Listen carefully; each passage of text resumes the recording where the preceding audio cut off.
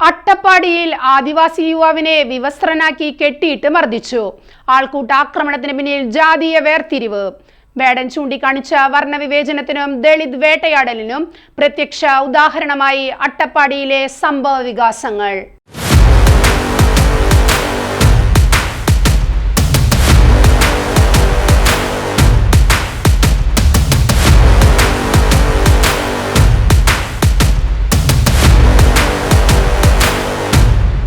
ജാതീയ വേർതിരിവുകൾ അതിതീവ്രമായി ഇന്നും കേരളത്തിൽ നിലനിൽക്കുന്നുവെന്നും ജാതിയുടെയും നിറത്തിന്റെയും പേരിൽ നിരപരാധികൾ ക്രൂരമായി വേട്ടയാടപ്പെടുന്നുവെന്നും ഗായകൻ ഹിരൺദാസ് മുരളി എന്ന വേടൻ തുറന്നു പറഞ്ഞപ്പോൾ അതെല്ലാം അസംബന്ധമെന്ന മട്ടിൽ വേടനെതിരെ തിരിയാനാണ് സവർണ മനോഭാവം ഉള്ളിൽ പേറുന്ന ഒരു വിഭാഗം പേർ ആസൂത്രിതമായി ശ്രമിച്ചുകൊണ്ടിരിക്കുന്നത്.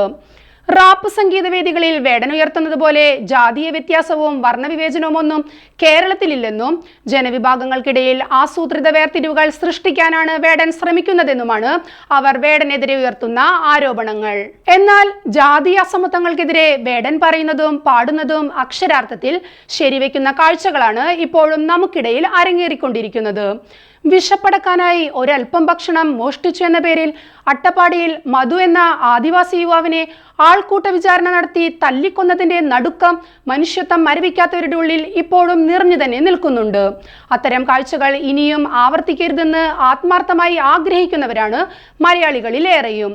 എന്നാൽ ആവിധം ചിന്തകളെ തകർത്തുകൊണ്ടാണ് പുതിയൊരു വാർത്ത കൂടി പുറത്തു വരുന്നത്. വാഹനം തടഞ്ഞു എന്ന പേരിൽ 19 വയസ്സുകാരനായ ഒരു ആദിവാസി യുവാവിനെ വസ്ത്രങ്ങൾ അഴിച്ചുമാറ്റി കയറുകൊണ്ട് കെട്ടി മർദ്ദിക്കുകയും ആൾക്കൂട്ട വിചാരണ നടത്തുകയുമാണ് ചിലർ സംഘടിതമായി ചെയ്തിരിക്കുന്നത്.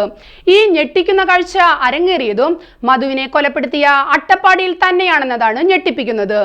വേടൻ ചൂണ്ടിക്കാണിച്ചതുപോലെ ജാതിയും കറുത്ത നിറവുമൊക്കെയാണ് നിയമം കയ്യിലെടുത്ത് മൃഗീയ മർദ്ദനം അഴിച്ചുവിടാൻ ചിലർക്ക് ധൈര്യം നൽകിയത്.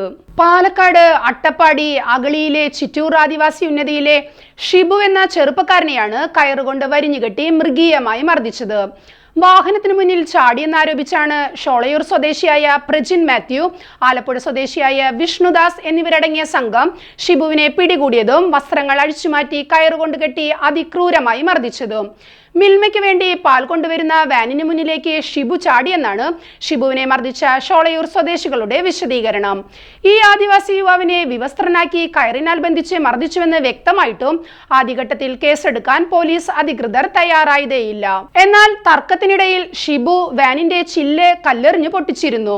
യുവാവിനെ മർദ്ദിച്ചവർക്കെതിരെ ആദ്യഘട്ടത്തിൽ കേസെടുക്കാതിരുന്ന പോലീസ് ആകട്ടെ വാഹനത്തിന് കല്ലെറിഞ്ഞതിന്റെ പേരിൽ ഷിബുവിനെതിരെ കേസെടുക്കാൻ മടിച്ചതുമില്ല. എന്നാൽ മർദ്ദന വിവരം പുറം ലോകത്തെത്തുകയും വിവാദമാവുകയും ചെയ്തപ്പോഴാണ് ആദിവാസി യുവാവിനെ ക്രൂരമായി മർദ്ദിക്കുകയും ജാതീയമായി അപഹസിക്കുകയും ചെയ്തവർക്കെതിരെ വൈകിയെങ്കിലും കേസെടുക്കാൻ പോലീസ് നിർബന്ധിതരായത്. പഴയ ക്രിമിനൽ നിയമം IPC 323, 324, 342 തുടങ്ങിയ വകുപ്പുകൾക്ക് പുറമെ 1989 പട്ടികജാതി പട്ടികവർഗ അതിക്രമങ്ങൾ തടയൽ എന്നിവ പ്രകാരമാണ് കേസെടുത്തിരിക്കുന്നത്. സംഭവത്തിൽ പ്രജിൻ മാത്യു, വിഷ്ണുദാസ് എന്നിവരെ പോലീസ് അറസ്റ്റ് ചെയ്തു.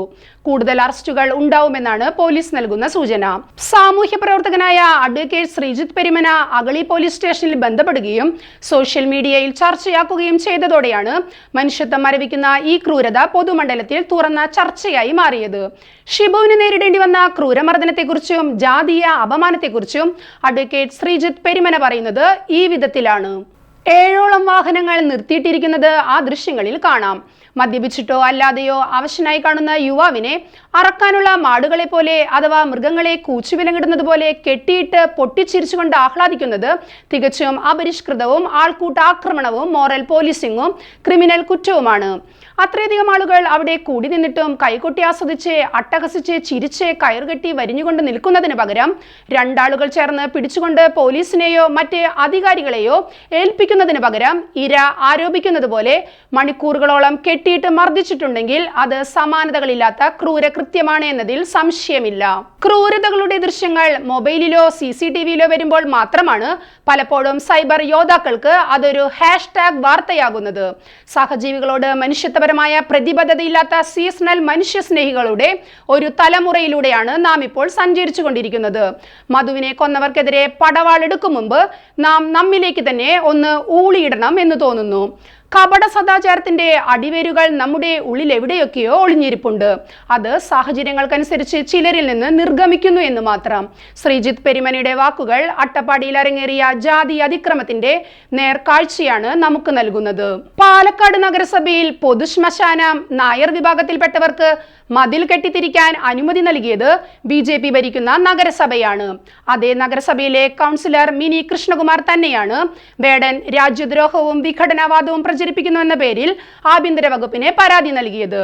ജാതിയുടെ പേരിൽ കേരളത്തിൽ വേർതിരിവുകളോ അതിക്രമങ്ങളോ നിലനിൽക്കുന്നില്ലെന്നാണ് BJP നേതാവ് ഉയർത്തിയ വാദം. ആ വാദഗതികളെല്ലാം എത്രമാത്രം അബദ്ധം നിറഞ്ഞതെന്നാണ് അട്ടപ്പാടിയിലെ പുതിയ സംഭവ വികാസങ്ങളും അടിവരയിട്ട് ഓർമ്മിപ്പിക്കുന്നത്. ഇതര ജാതിക്കാരന്റെ കുട്ടിയെ മകനെ എന്ന് വിളിച്ചതിനെ ദളിത് യുവാവായ നിലേഷ് റാത്തോഡിനെ ഗുജറാത്തിലെ ജരാക്കിയയിൽ സവർണബോധമുള്ള ആൾക്കൂട്ടം തല്ലിക്കൊന്നത് അടുത്തിടെയാണ്. അത്തരം കാഴ്ചകൾ തന്നെ കേരളത്തിലേക്കും പടിപടിയായി കടന്നു വരുന്നുവെന്നത് ഏവരെയും ഞെട്ടിപ്പിക്കുന്നതാണ്. ഈ വസ്തുതകളുടെ അടിയൊഴുക്കുകൾ തിരിച്ചറിയുന്നുവെന്നതിനാലാണ് വേടന്റെ തീഷ്ണ വരികൾക്ക് പൊള്ളുന്ന ചോദ്യങ്ങൾക്ക് ജനപിന്തുണ ഏറിക്കൊണ്ടിരിക്കുന്നതും.